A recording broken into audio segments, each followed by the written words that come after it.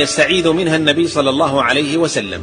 اللهم إني أعوذ بك من العجز والكسل والجبن والبخل والهرم والقسوة والغفلة والعيلة والذلة والمسكنة،